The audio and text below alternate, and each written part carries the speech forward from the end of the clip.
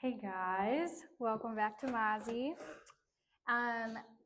So, as Mike just said, we are in week 3 of this series called Extraordinary, where we are talking about what the seemingly ordinary life of Jesus and how it is actually extraordinary. It's extraordinary. And we're going through kind of some of those stories and moments leading up to Easter Sunday. So Brent will be back next week.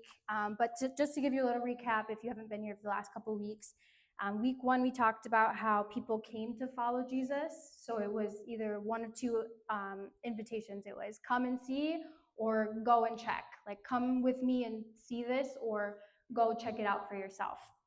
So that was week 1. Week 2 was Jesus' first miracle, turning water into wine. That was last week.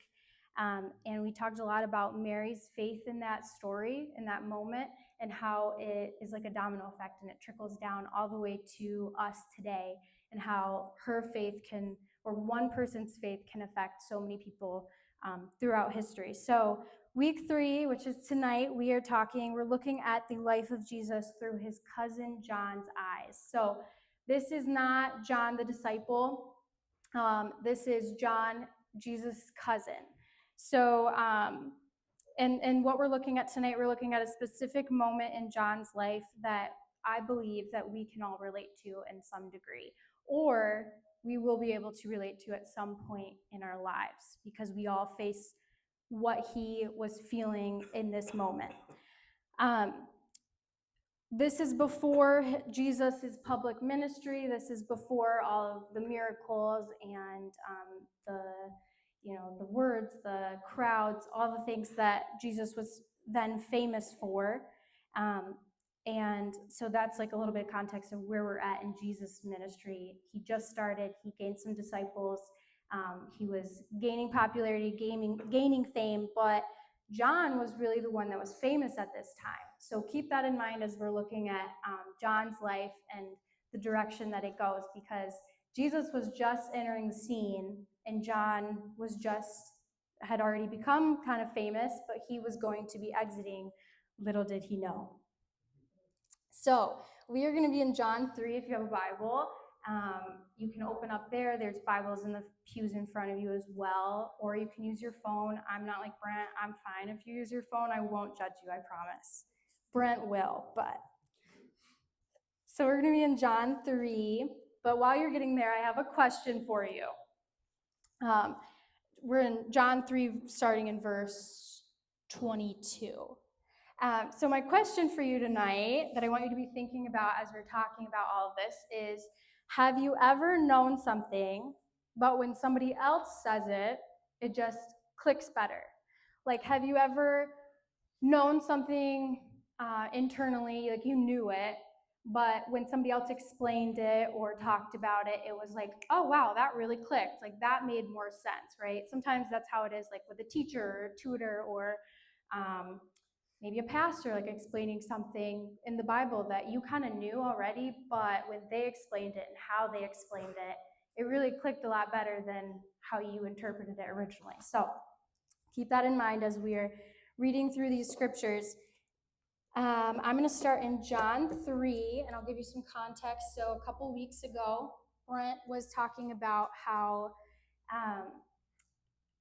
John was doing ministry. Jesus came, and he had that moment where John was like, hey, look, this is the guy. This is the guy that we've been looking out for, that I've been telling you is coming. It's my whole mission to tell you when this guy's here, and this is him. So we talked a little bit about that. Brent was talking about it, this moment where he was pointing him out. And so this is a couple of weeks or months after where we're about to read. So he had already pointed Jesus out as the Messiah.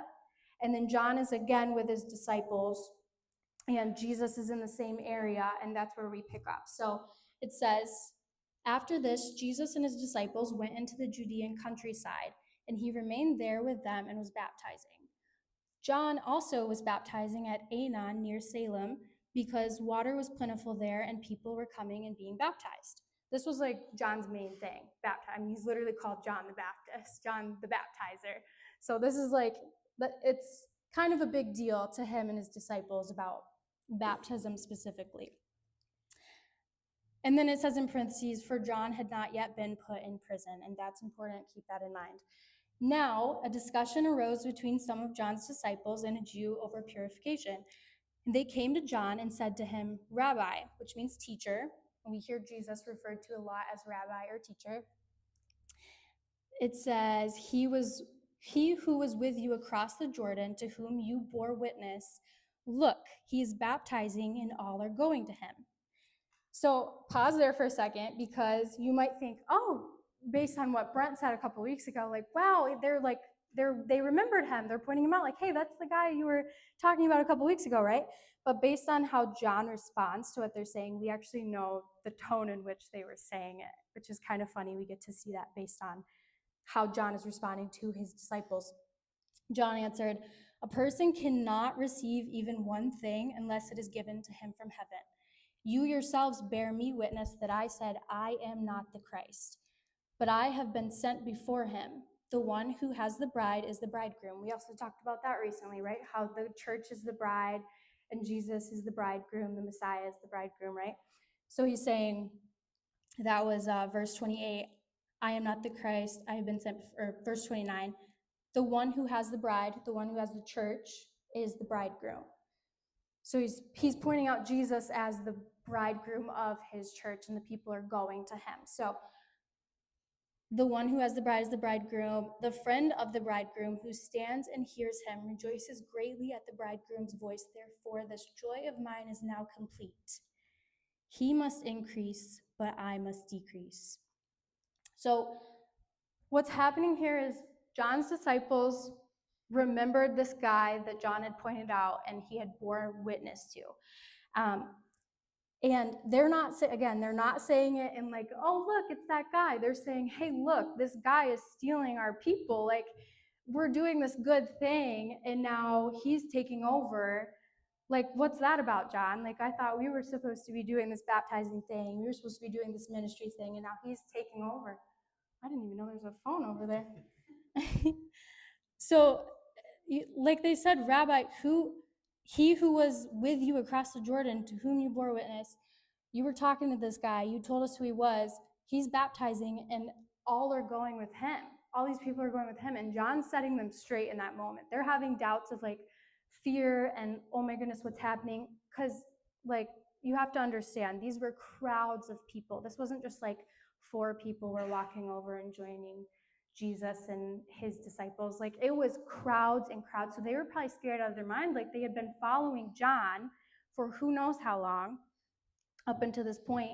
And that would be like if, just to put it into perspective, say we had 5,000 people here at Mazi, right? And then there was a church right next door across the street, and everyone started going over to them.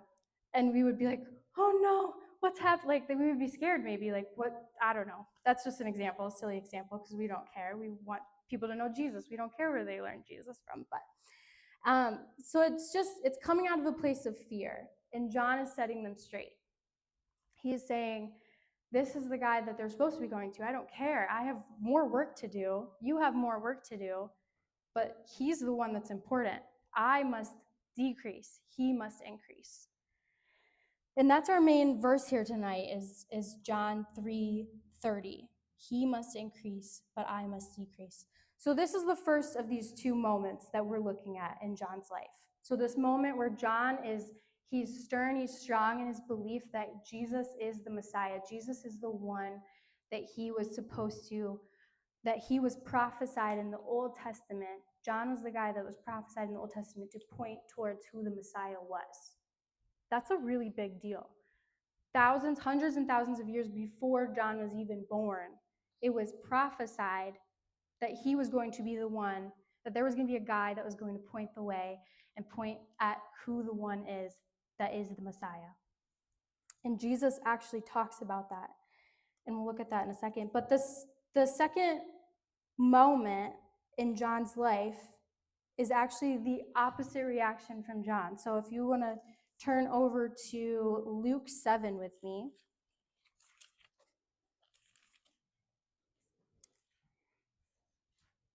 It's Luke 7, starting at verse 19. So remember how just then in John 3, it said John had not been in prison yet. Now he's in prison. And in verse 19, it says, calling two of his disciples, John's disciples, to him, sent them to the Lord, saying, are you the one who is to come, or shall we look for another? So now there's this doubt that's in John's life. He's in a tough circumstance. He's in different circumstances that are causing doubt in his life. So before, it was his disciples. They were doubting the plan.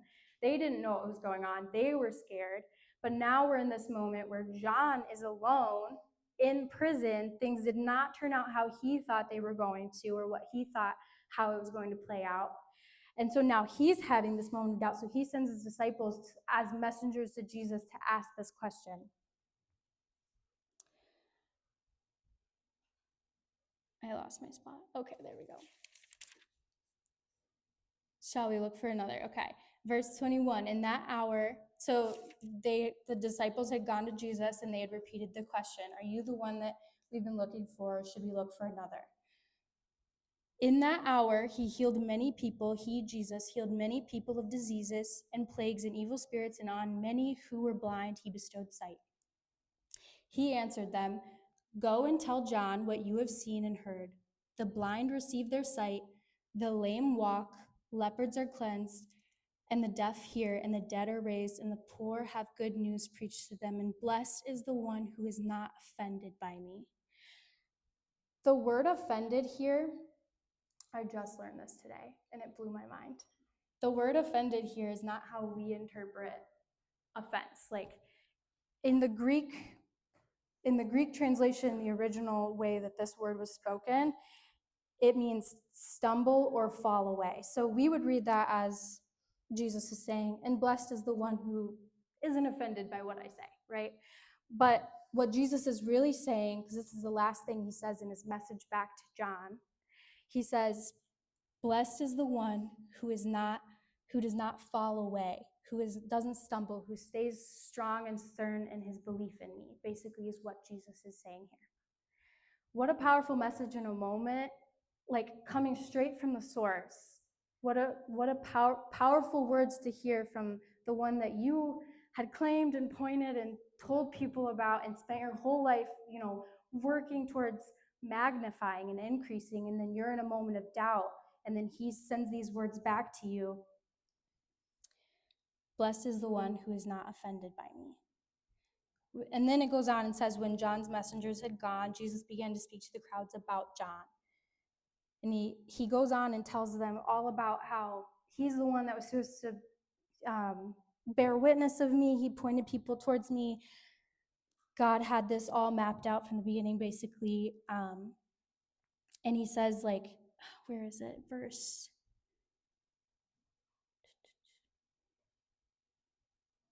I'm just going to read it for you.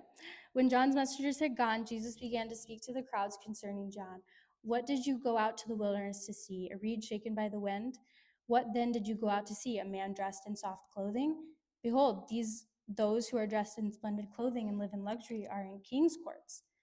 What then did you go out to see? A prophet? Yes, I tell you, and more than a prophet. So he's basically saying, what did you go out to the wilderness and follow John to? Because John was in the wilderness. That's where his ministry was. So just to make this a little clearer, people were going out and following John and becoming disciples and all of this, learning from him. And it was out in the wilderness, like away from people, away from the cities. So Jesus is basically asking, why'd you go out there? It wasn't for kings and queens and all this. It wasn't just to stare at the wind. It was so that you could see a prophet. And Jesus is proclaiming John was more than a prophet. This is who it's written about. And he quotes Old Testament, the prophecies. And then he says in verse 28, I tell you, among those born of women, none is greater than John, yet the one who is least in the kingdom of God is greater than he. And this is something that Jesus preaches all the time, that the least of these is the greatest in the kingdom. It's this upside down kingdom that Jesus talks about all the time. And that's how it is. That's Jesus' kingdom. That's how it works. But it's also this whole thing that John lives out of he must decrease, Jesus must increase, right? I must decrease, Jesus must increase. So this is that second moment that we're looking at that we all can kind of relate to in a way. Maybe we're not in prison, we're not, we're not being tortured or, the end. I don't know if you know how the end of the story goes, but it does not end well for John. So maybe that's not our story, but there is stuff going on in our lives that we feel these moments of doubt, like, God, are you really with me? God, are you still there? Do you hear me? And John is like our role model of how this is, because we've all had moments where we're like, yes, we're strong in our faith. We believe, we know exactly what we're told. And I asked that question, have you ever known something, but when someone else says it, it just clicks better? So in this moment, in that first story in John, we see that John was strong in his faith. He knew in that moment. He told his disciples, yes, this is the guy. You don't need to worry. We're doing exactly what we're supposed to be doing. And then we have this other moment where we see John doubting, and he is reminded by Jesus in that moment. And that's how he got his faith back, and he continued to endure. But all this to say, the main point of this whole thing is, in those two stories and looking at that and kind of dissecting it, is that Jesus is the same and the mission is the same even when our circumstances cause doubt. So even when our circumstances don't make sense, even when there's moments of we're not sure who we can trust, if we can trust the Lord, if we're going the right path, if he even hears us, all of this stuff of worry, Jesus is still the same. The mission is still the same. He's still sovereign. He's still holy. He's still greater than we will ever be or know. And it's those moments when we have to trust and choose faith, choose to trust him when we're feeling that doubt, which is way easier said than done. Believe me, I understand.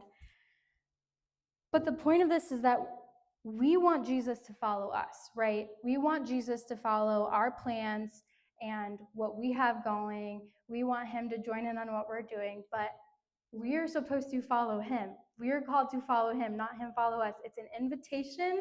It's not a request, right? It's an invitation to join in on what Jesus is doing, join in on what he's doing and accomplishing here on the earth, not a request. Jesus isn't saying, can I join in on what you're doing? Can I come, hey, do you mind if I come be with you and join in on what you're doing in your life? No, he cares about you. He loves you deeply. But he loves you deeply, so deeply, that he wants you, he's inviting you to join in on what he's doing here on earth. That is greater than anything he could join in on your life. So we're called to follow him, not him follow us. He is the Messiah, the Savior, the King of the world. And listen, like John could have said, hey, Jesus, come bless my ministry. Come bless what I'm doing, my job, my work, my family, my finances, all of these things. He could have said that. Grow what I'm doing. But the reality is we don't hear much about John after Jesus enters the picture, right? We don't hear much about John other than that he went to prison and then he had some enemies and they beheaded him. That's pretty much all we hear about John after that. But it's not about us anymore when Jesus enters the picture, right? Maybe we're not going to prison and we're not going to be beheaded, I pray. But when Jesus enters our lives, when we encounter Jesus, it's not about us anymore. It's not about you anymore. When you have a relationship with the Lord, it's so much greater than just you. It's not about us. And Galatians 2:20 says, I am crucified with Christ. It's no longer I who lives, it's Christ in me. So John 3:30 we just read, John says, he must increase and I must decrease. And this is my challenge to you tonight. So I want you to walk away with this. This is what you can be thinking about this week. I know Brent usually kind of leaves you with a little snippet to think about and apply to your life. So this is the thing. There is a real reality to not just saying Jesus increase, right? Because we can say that all day long. Jesus increase, Jesus increase. I want Jesus to increase in my life, right? But nobody really wants to say, me decrease. Nobody really wants themselves to decrease. Like, we don't go around thinking, how can I decrease in my life today? That's not something we're thinking about. We go away from church and we're such consumers in America that we're like, yes, Jesus, Jesus, Jesus, we're thinking about this, but we're never eliminating, we're never subtracting. But the Christian life is not about addition, it's about subtraction, subtracting all the noise and the things going on in the world and increasing him, just him. So there's a real reality to not just saying Jesus increase, but also me decrease, decreasing myself. So decreasing looks like killing your flesh, killing your ego, your pride, anything that you are trying to gain praise from in this world that truly actually belongs to him. And Jesus increasing looks like him being magnified, which can only happen when you get out of the way. And sometimes this is like coming from somebody up on a stage, it can sound kind of fire and brimstone, but truly we get in the way all the time. If we would step out of the way, out of the frame, then Jesus can be more magnified in our lives. And let me be clear, this doesn't mean you belittling yourself or having some sort of false humility. Humility is not you saying, oh, I'm nobody, don't look at me, I don't matter. No, Jesus wants to use you. He wants to be magnified through you. So don't belittle yourself. You should be stepping boldly into the life that he has for you, which doesn't look like you shying away from things, but it means you boldly stepping into what he has wherever he has you. So decreasing looks like killing off these things that are our flesh, that are not of God, that are a part of this fallen world we live in, the sin, right?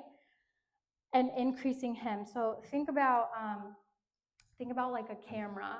This might be a silly example, but John, can I have your phone for a second? Oh, wow, good for you. Can I have your phone? Okay, so yeah, everyone give John a round of applause. He must have left it in the car. Did you leave it in the car? Good for you. Proud of you. All right, so we have this camera here, right? And, oh, I need a volunteer. Who wants to come up? Riel? Oh, sorry. I would be annoyed too. Okay, so I have this camera here, right? And then Brielle is going to go stand in front of it. So go stand right over there.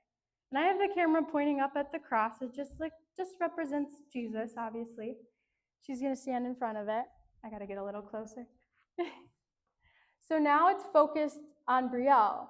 But when she steps out of the way, it can be refocused and it automatically focuses back on the cross. So that's maybe a silly example. Everyone give an applause, a round of applause for Brielle. There you go. But just think about, that was, I don't know if that was good or not, it just came to my mind right then. I don't know, but think about like a camera though, and like how that can apply to your life. I don't know if that makes sense. It makes sense in my brain, but when we focus a camera on something, it's gonna focus on that. It's going to magnify that thing, right? But when something gets in the frame, gets in front of it, it's going to refocus on that. It's going to decrease the thing behind it and increase what's in front of it, right? That's how cameras work. And the same is true with our lives, with our hearts, with our minds, our focus, right? When we get out of the way, we can magnify Jesus in our lives, in our marriages, in our homes, in our friendships, in our workplaces. And again, it's not you belittling yourself and saying, I'm nothing, out of trying to be humble, but it's you stepping boldly into what Jesus has for you. So following Jesus looks a lot like him increasing and you decreasing. He must increase and I must decrease. So my challenge, to get to the challenge for you this week, is we're in the middle, kind of towards the end of this Lent season, which you may or may not participate in, but Lent is this 40-day period leading up to Easter where we get to basically just extra focus in on Jesus, right? And a lot of people do it differently. Some people Some people do it the traditional way, which, am I a bad Christian? I don't remember what typically you do. Melissa, what do you do? Fasting for 40, that's right. Oh yeah, I should do that. Yeah, fasting for 40 days, or a lot of people will give something up, like some sort of food, um, drinking, social media, spending, things like that. So we're in the middle of this season. In my dare, I double dog dare you to, for the rest of Lent, which I believe is like 16 days. It's not long. It's like a little over 2 weeks, right? Until Easter Sunday. From now until then, to decrease something in your life in order to increase Him. So I don't know what that thing is for you. Only you know. I can't tell you. Those were just some ideas, but it's something specific to you in your life, something that's getting in the frame of your picture that's not allowing your life to focus on Jesus. So what is that thing for you that it's just blocking the view of Jesus in your life? That you, if you just got that out of the way, which is you getting out of the way in order to magnify Him and decrease you. And like another way to say this would be just asking yourself, like I had to ask myself this week has Sarah Grace decreased, or has Jesus increased? Or vice versa, has Sarah Grace increased and Jesus decreased this week? And I had to really think about it in your life. Insert your name here. Have you increased and Jesus decreased this week, today, in the last hour? Insert your name there. But there's this reality that we are chasing after as Jesus followers, to constantly magnify Him and increase Him in our lives, and to decrease ourselves. So take account of your life as Jesus increasing in your life. And just to tie it back in quick, the story of John and the life of John the Baptist, he was somebody who was just like us, human. He dealt with doubt. He also dealt with great faith at times, but he is just a wonderful role model for somebody in our lives that we can look at and read about and take just inspiration from his life and how he interacted with Jesus, and be able to kind of apply the same thing to us. Like, he had these moments of great doubt and frustration and anger and fear for his life, but there's also this great reward that's waiting for him that he is experiencing now, because he was a real person and he is now with the Lord, and praise God for that.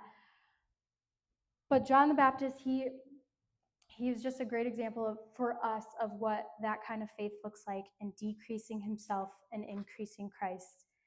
And that's what we're aiming to do here at Mazi and here in our personal lives. And I'm working on, and I encourage you to work on and see what that looks like. But we're excited to continue heading towards Easter and exploring what this looks like in the rest of these stories leading up to Easter Sunday and this extraordinary life of Christ. Would you bow your heads and pray with me?